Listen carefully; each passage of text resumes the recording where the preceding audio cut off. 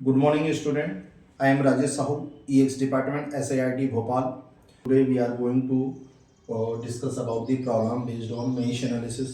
हम mesh analysis से किस तरीके से हम केवीएल और केवीएल कैसे हम बनाते हैं किसी भी सर्किट के लिए, वो हम देख रहे हैं। तो हमने देखा ये हमारे पास एक इलेक्ट्रिकल सर्किट है जिसमें 15 वोल्ट है और एक 5 वोल्ट है, 3 ओम लगा हुआ है, 2 ओम लगा हुआ है, 4 ओम लगा हुआ है। हमें क्या करना है, find the loop current I1 and I2 और I2 कैलकुलेट करना। तो हम क्या करेंगे, केवीएल अप्लाई करेंगे फर्स्ट लूप के लिए हम केवीएल अप्लाई करेंगे। तो हमने केवीएल लगाया फर्स्ट लूप में, तो करंट इस डायरेक्शन में जा रहा तो ये प्लस होगा, ये माइनस होगा। इसमें भी करंट ऐसा जा रहा तो ये प्लस होगा, ये माइनस होगा। तो अब हम क्या करेंगे, केवीएल लगाएंगे। तो माइनस से प्लस की ओर जा रहा है तो प्लस में 15, फिर प्लस से माइनस की ओर जा रहा है तो माइनस में resistance into current 3 into I1, फिर प्लस से माइनस की ओर जा रहा है तो माइनस में 2 इंटू I1 माइनस I2, क्योंकि ये वाला जो एलिमेंट है दोनों में कॉमन है। I1 ऐसा जा रहा है, I2 अपोजिट में जा रहा है, तो इसका रिजल्टेंट करंट क्या होगा, I1 माइनस I2। तो जब भी मैं फर्स्ट लूप की बात करूंगा तो I1 में से I2 को माइनस करूंगा, और जब भी मैं सेकंड लूप की बात करूंगा तो I2 माइनस I1 करूंगा।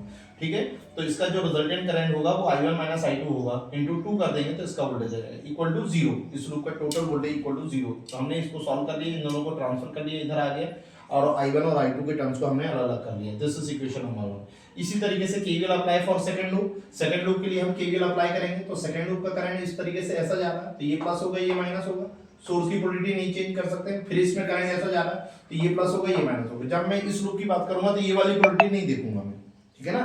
जब मैं सेकंड लूप की बात करूं तो इसके अकॉर्डिंग पोलैरिटी, ये प्लस लूंगा, ये माइनस लूंगा। ये फर्स्ट लूप के अकॉर्डिंग पोलैरिटी थी, ये सेकंड लूप के अकॉर्डिंग पोलैरिटी। तो आप देखो प्लस से माइनस की ओर जा रहा है तो minus 2 into I2 minus I1, फिर प्लस से माइनस जा रहा है तो माइनस 4 इंटू I2, फिर प्लस से माइनस की ओर जा रहा है तो माइनस 5 इक्वल टू 0। इसको भी सॉल्व कर लिया, I1 I2 के टर्म्स को अलग अलग कर दिया, तो minus 2I1 plus 6I2 equal to minus 5। This is second equation. दोनों इक्वेशन को सॉल्व कर लोगे तो हमें I1 और I2 की वैल्यू आ जाएगी। I1 की वैल्यू आ गई, दोनों इक्वेशन को सॉल्व करने पर I1 equal to 3.07 ampere, I2 equal to 0.192 ampere. तो हमें क्या, तो ये तो आपका आंसर हो गया कि हमें क्या निकालना था, I1 I2। तो I1 I2 निकाल लिया। यदि हमें पूछा जाए कि find the current flowing through 2 ohm resistance, तो 2 ओम का करंट क्या होगा, दोनों का डिफरेंस होगा, I1 माइनस I2। तो ये I1 माइनस I2 निकाल लिया, ठीक है।